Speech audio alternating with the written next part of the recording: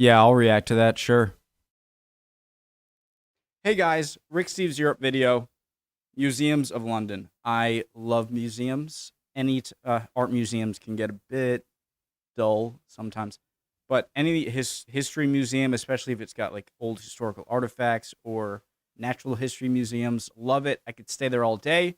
Let's go. At the peak of its I didn't say the things. Original link to this video, top of the description. Below that, link to the Discord. Would love to have you. Let's get started. empire, at the peak of its empire, when the Union Jack flew over a quarter of the planet, England collected art and artifacts as fast as it collected colonies. This place, the British Museum, is the showcase for those extraordinary treasures. Its centerpiece is the Great Court, an impressive... Sorry, I just remember a James a Castor joke where he said, I'm going to butcher it, but he said that the museums in Britain aren't even full of British people. They're full of other, looking at their own stuff. I ruined it, all right? It was funny. Example of Europe's knack for preserving old architectural spaces by making them fresh, functional, and inviting. The stately reading room, a temple of knowledge and high thinking, was the study hall for Oscar Wilde, Rudyard Kipling, and T.S. Eliot. Karl Marx researched right here while writing Das Kapital. No. The British Museum is the chronicle of Western civilization. You can study three great civilizations, Egypt, Assyria, and Greece, in one fascinating morning. The Egyptian collection is the greatest outside of Egypt. It's kicked off with the Rosetta Stone, which provided the breakthrough in deciphering ancient Egyptian hieroglyphs. I hear that they had nothing to compare it to, right? But I think the Rosetta Stone has Greek, ancient Greek, the hieroglyphs, and something else. Is it Hebrew or something? I forget. So finally, when they found this stone, that must have felt so awesome once they realized what was on it. Discovered in 1799, it told the same story in three languages: Greek, a modern form of Egyptian, and ancient Egyptian. Right, if I would have just... This enabled archaeologists to compare the two languages they understood with the ancient Egyptian, which was yet to be deciphered. Thanks to this stone, they broke the code, opening the door to understanding a great civilization.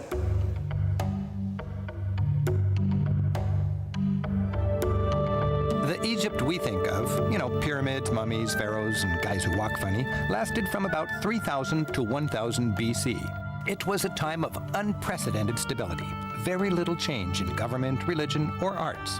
Imagine 2,000 years of Eisenhower. Egyptian art was art with a purpose. It placated the gods. The entire pantheon, a cosmic zoo of deities, was sculpted and worshipped, and it served as propaganda for the pharaohs. They ruled with unquestioned authority and were considered gods on earth. And much of the art was for dead people, for a smoother departure and a happier afterlife. In ancient Egypt, you could take it with you. Corpses were painstakingly mummified. The internal organs were removed and put in jars. Then the body was preserved with pitch, dried, and wrapped from head to toe. The wooden coffin was painted with magic spells and images thought to be useful in the next life. The finely decorated coffins were put into a stone sarcophagus like this. These were then placed in a tomb, along with the allotted baggage for that ultimate trip. The Great Pyramids were just giant tombs for Egypt's most powerful, carefully designed to protect their precious valuables for that voyage into the next life. So they had to cut out a rectangular slab and then carve out the middle of it like a pumpkin? In its waning years, Egypt was conquered by Assyria, present-day Iraq. These winged lions guarded an Assyrian palace nearly 900 years before Christ. Assyria considered itself the lion of early Middle Eastern civilizations. It was a nation of hardy and disciplined warriors. Assyrian kings showed off their power in battle and by hunting lions. This dying lioness, roaring in pain, was carved as Assyria was falling to the next mighty power, Babylon. History is a succession of seemingly invincible superpowers, which all eventually fall. Greece, during its golden age, roughly 400 BC, set the tone of so much of Western civilization to follow. The city of Athens was the site of a cultural explosion, which within a couple of generations essentially invented our notion of democracy, theater, literature, mathematics, science, philosophy, and so much more. Guys, one of the cool things about learning about deep time, or at least deep human history time, or at least civilization, is that realizing that everyone that ever lived was in the present. And that sounds so obvious, painfully obvious. But when you think about it, just everyone believed and everyone was right in that they were the more, that like they, do you know what I mean? That they were like the most advanced of their time. Sometimes, I'm not saying always you were more advanced than people before you, like, you know, the Dark Ages, for example, or after Rome fell. But the fact that everyone, it's like this, like everyone was living like this. Just, I'm sounding like a crazy person, but just looking around, I think it's cool. Okay? A remnant of Greece's glory days is the sculpture which once decorated the Parthenon, a temple on the Acropolis Hill in Athens. Here, a long procession of citizens honors the goddess Athena. The carvings of the temple's pediment, even in their ruined state, are a masterpiece, showing gods and goddesses celebrating the birthday of Athena. The Greeks prided themselves on creating order out of chaos, here symbolized by the struggle between half-animal centaurs and civilized humans. First, the centaurs get the upper hand. Then, the humans rally and drive them off.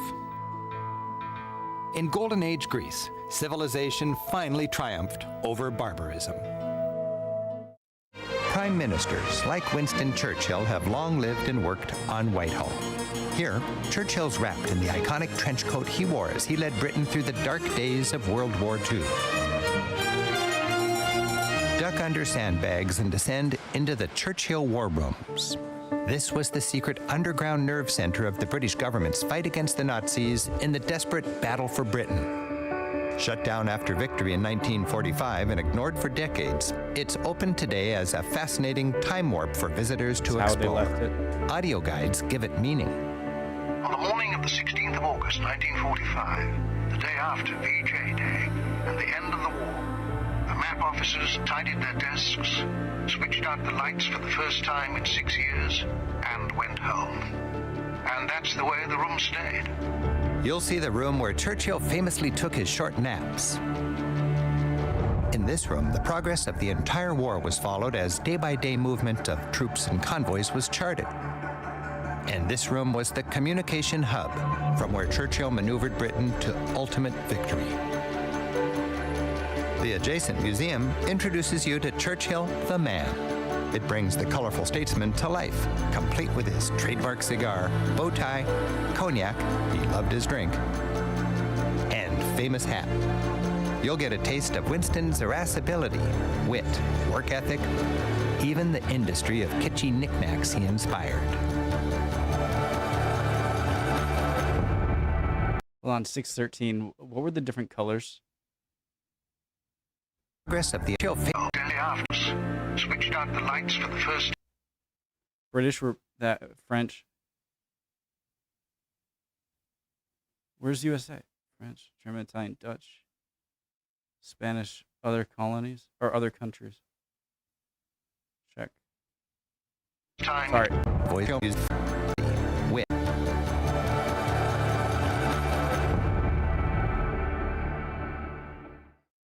The immense Victoria and Albert Museum is named for the royal couple who did so much to support the many triumphs of their day. I heard they. Like lots of London's top attractions, it's free. The V&A grew out of the Great Exhibition of 1851.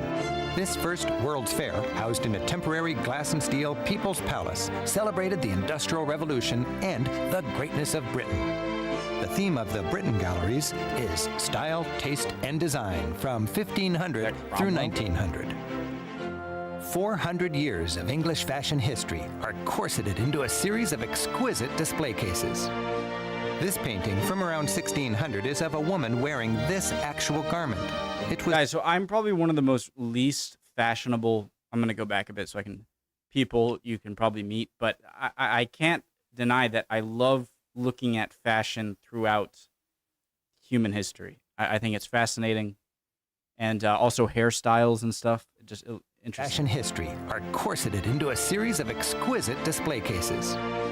This painting from around 1600 is of a woman wearing this actual garment. It was typical formal day wear, linen and silk embroidered with silver thread. Nightcaps were Oh, fashionable that's so among cool. God, I wish they could have that and more. That gives it such another dimension of this right here. It's right here. She was wearing this in that picture. It gives if I were smarter, I'd have a good word for this, but I don't. You feel more attached to the painting and to you. Here's a good way of putting it. I'm getting too excited.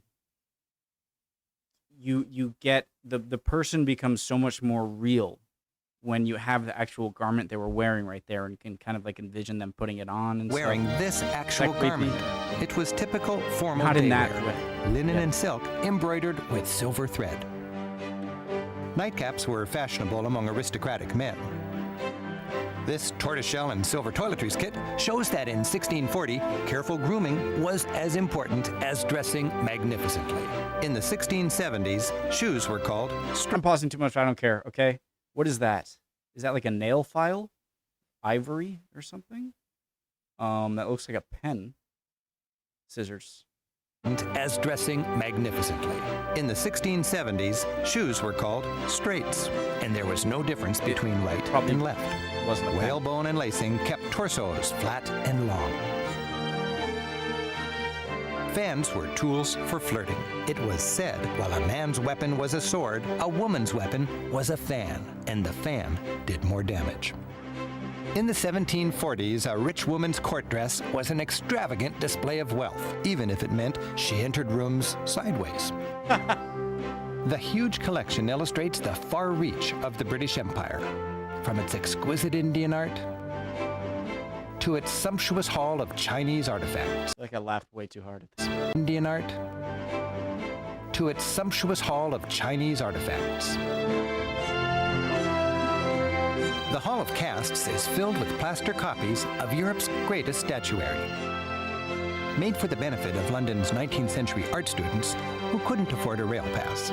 Students could compare the Renaissance genius of Donatello, whose David was Europe's first male nude since Roman times, and that Nice wiener, of dude. Michelangelo, a century later, with his more heroic David.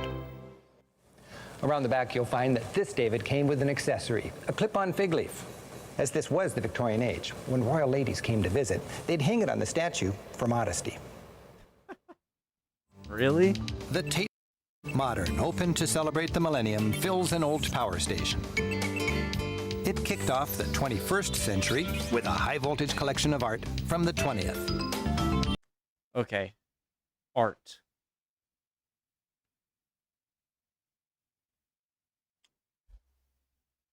Art. I don't not appreciate it, okay? It's just I hate when art gets to the abstract. I don't want to be that guy just be like, that's not art, all right? What do I know, right? I guess anything can be art. But I like to see pictures and representations of real things rather than not to say that do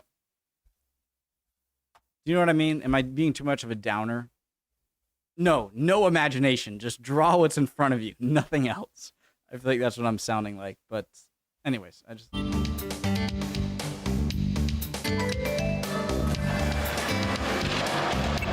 Visitors enjoy an entertaining cocktail of Dali, Picasso, Stella, pop art, and Dada. While you can simply wander, enjoying the refreshing juxtaposition of bizarre images and surreal fantasies, you can also rent an audio guide that lets you stroll through the collection, accompanied by the voice of the artists describing their work.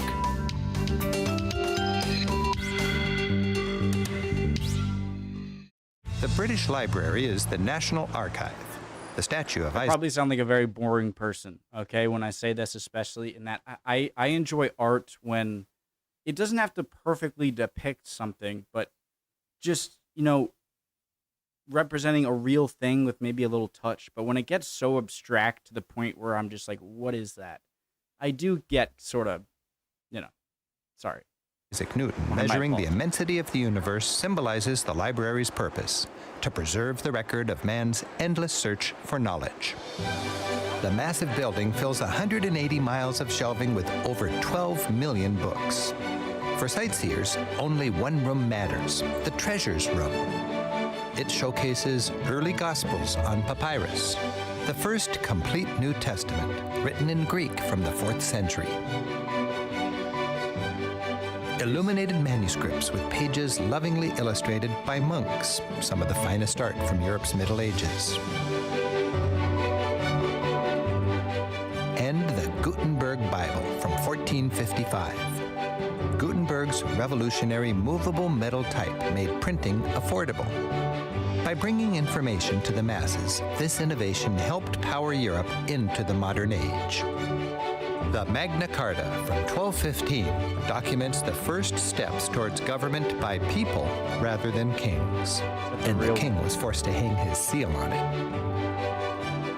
Cases are dedicated to the titans of English literature, showing, for instance, early editions of Shakespeare's plays.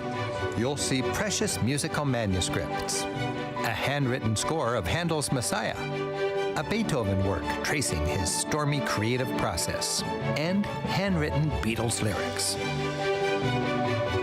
Ponder the evolution of maps. In 1350, this view came with Jerusalem at the center. Yes.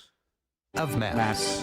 In 1350, this view came with Jerusalem at the center.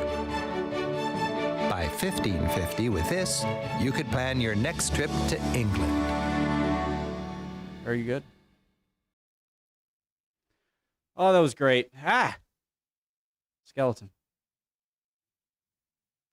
That was really cool. Love museums. Love this Rick Steves Europe channel. Great channel. Yeah, just really good. Nothing else to say. I would appreciate any comments or answers to any of my questions. Hope you guys are doing well, and I'll see you next time. Bye, guys.